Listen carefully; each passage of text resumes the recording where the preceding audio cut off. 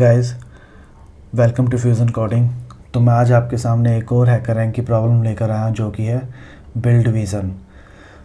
तो इस problem statement को पहले हम समझते हैं बेसिकली प्रॉब्लम स्टेटमेंट में क्या है और तब हम इसका सोल्यूशन बनाने की कोशिश करेंगे। तो बेसिकली प्रॉब्लम स्टेटमेंट क्या है यहाँ पे, the problem statement is two friends Anna and Brian are deciding how to split the bill at the dinner. मतलब कुछ हमें नंबर्स दिए हुए हैं और ब्रायन और एना कहीं पे खाना खाने जाते हैं और उनको बिल स्प्लिट करना है बेसिकली। तो उन्होंने कुछ कंडीशंस बताई हैं कि उस कंडीशंस के बेसिस पे बिल स्प्लिट होगा कि ब्रायन ने खाया है या नहीं खाया। मैं थोड़ा सा प्रॉब्लम को और एग्जांपल के बेसिस पे समझाता हूँ कि हमने let us assume that bill has the following prices, कि जो बिल आया that is of 3 cost like 2, 4 and 6। अब Anna declines to eat item k is equal to bill 2, right. On the index basis अगर हम यहाँ पे देखें तो ऑन द इंडेक्स बेसिस अगर हम कैलकुलेट करें तो एना ने 6 जो जिसकी 6 कॉस्ट थी उस आइटम को उसने नहीं खाया है, राइट। एंड ब्रायन ने बिल कैलकुलेट करके बता दिया उसे कि एना को कितना पे करना है, 2 + 4 डिवाइडेड बाई 2, राइट, क्योंकि उसने ये दोनों आइटम को कंट्रीब्यूट किया था तो इन दोनों आइटम को उसको बिल स्प्लिट करना पड़ेगा, right. And if he includes the cost of bill 2 he will calculate like this, right.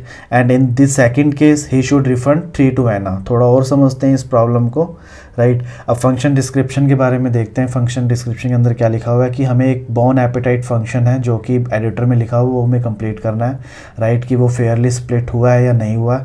तो उस केस में क्या करना है, अगर वो फेयरली स्प्लिट हुआ है तो हमें बॉर्न एपेटाइट प्रिंट करना है, अदरवाइज़ क्या प्रिंट करना है, अमाउंट प्रिंट करनी है जितना ब्रायन ने एना को देना है, राइट। अब इसके अंदर कुछ पैरामीटर्स ऐसे दिए हुए हैं कि बिल जो कि एक एरे है इंटीजर्स का, राइट, जो कि हमारी फूड आइटम्स का कॉस्ट है। एंड के एक ऐसा इंटीजर है जो कि 0th बेस्ड इंडेक्स है जो कि एना ने नहीं खाया, राइट, जैसे कि ऊपर बताया मैंने 2, 4, 6। अगर इसके अंदर देखें तो बिल के अंदर सेकंड वाला इंडेक्स एना ने कंज्यूम नहीं किया, तो हम इस तरह कैलकुलेट करेंगे के का वैल्यू। और बी क्या है इसके अंदर, basically the amount of money that Anna contributed to the bill, right. अब इनपुट फॉर्मेट के बारे में देखते हैं कि इनपुट फॉर्मेट क्या है। बेसिकली इनपुट फॉर्मेट के अंदर देखें तो इन्होंने कुछ बताया हुआ है कि एन एंड के क्या है इसके अंदर। बेसिकली अगर मैं यहाँ पे देखूँ कंस्ट्रेंट्स के अंदर तो एन और के बेसिकली क्या है, एन जो है that is the number of items ordered, right. And के बेसिकली क्या है, के is the 0th based index of the item that Anna did not consume or eat, right. And bill is the array of the food items, right.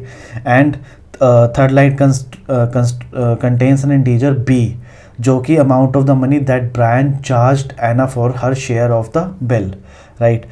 तो ये हमारी problem statement है। अब थोड़ा सा और इसे अंदर एग्जांपल से समझने की कोशिश करते हैं। अब ऊपर मैंने बोला कि एन और k these are the space generated integers जो कि एक नंबर ऑफ आइटम ऑर्डर्ड है, और k is the 0th based index of the item that Anna did not ईट।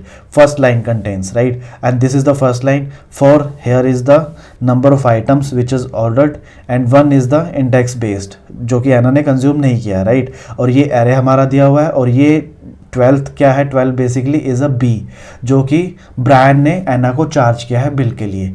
तो अब हमें इसके अंदर कुछ निकालना है, राइट। अब इसके अंदर क्या है कि अब अगर हम देखें हमें वैसे इसके अंदर सॉल्यूशन भी दिख रहा है। इसके अंदर अगर हम ध्यान से इस प्रॉब्लम को विजुलाइज करें और ध्यान से इसको समझें तो इसके अंदर हमें सॉल्यूशन भी दिख रहा है बेसिकली।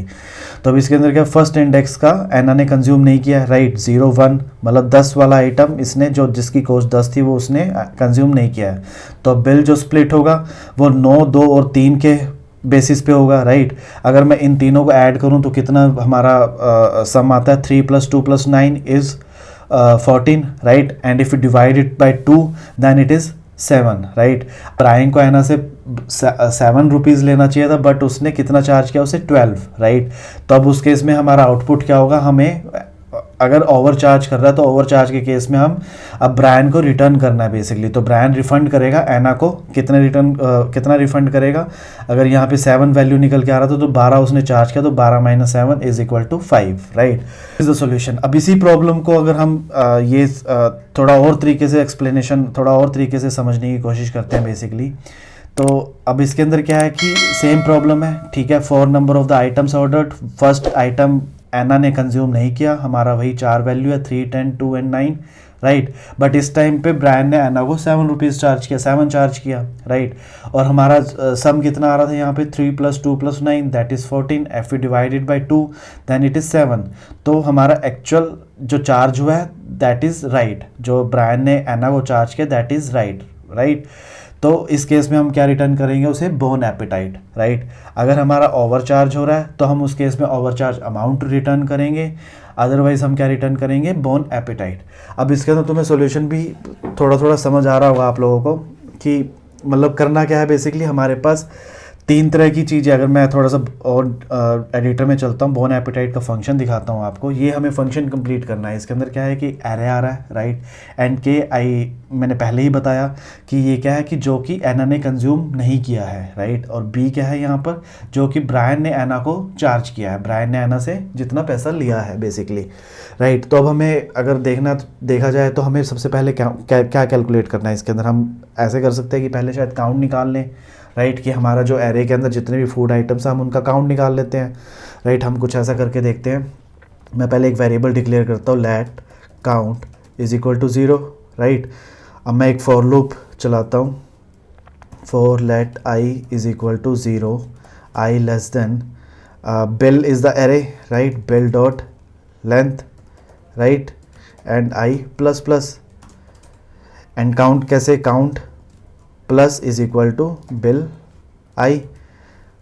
हमारे यहाँ पर काउंट आ जाएगा, टोटल काउंट, कि जितना भी हमारा टोटल सम है, बेसिकली हम कह सकते हैं टोटल सम हमारा जो आया, जितना भी फूड आइटम्स ऑर्डर किया, अगर हमने 3 किए हैं, 4 किए, जितने भी किए हैं, अगर उसके अंदर जितनी वैल्यूज़ हैं वो सारी हमने ऐड ऑन कर दी, हमने यहाँ पे ऐड कर दी हैं।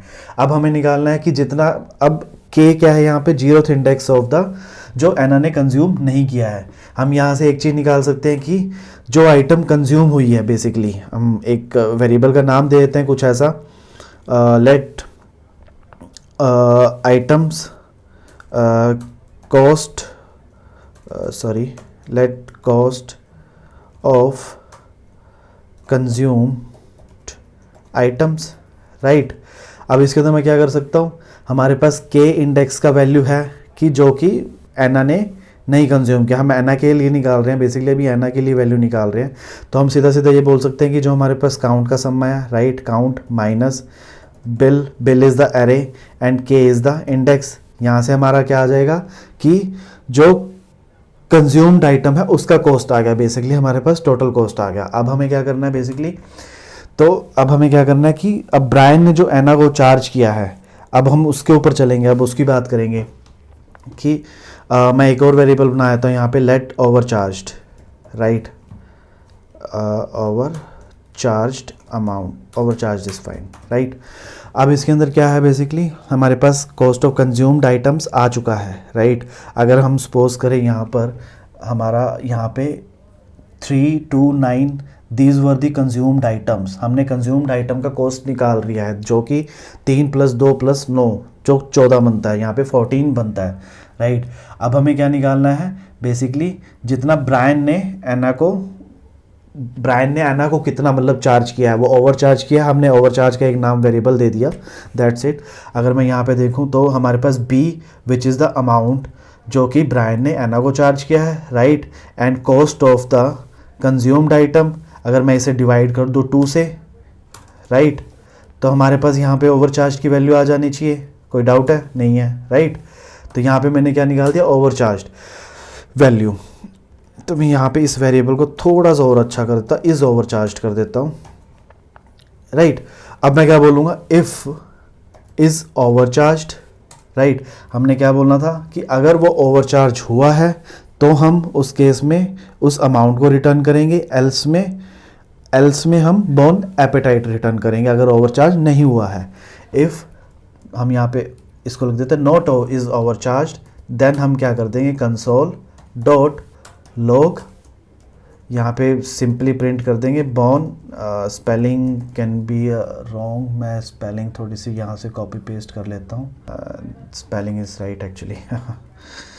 तो else what I return now, console dot log is over charged, right.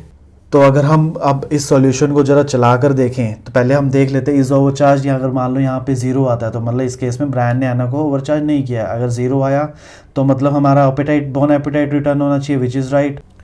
इस प्रॉब्लम को अब हम रन करके देखते हैं ज़रा कि हमारा कोड सही चल भी रहा है कि नहीं चल रहा, right. So the code is right. यहाँ पे हमने क्या देखा, 4 नंबर के एरे था जो कि हम ऊपर वाला ही टेस्ट केस बेसिकली रन हुआ है। तो expected output was 5 and our output is also 5, and in this case bone appetite is expected and our output is same. Now let's submit the code and see the results.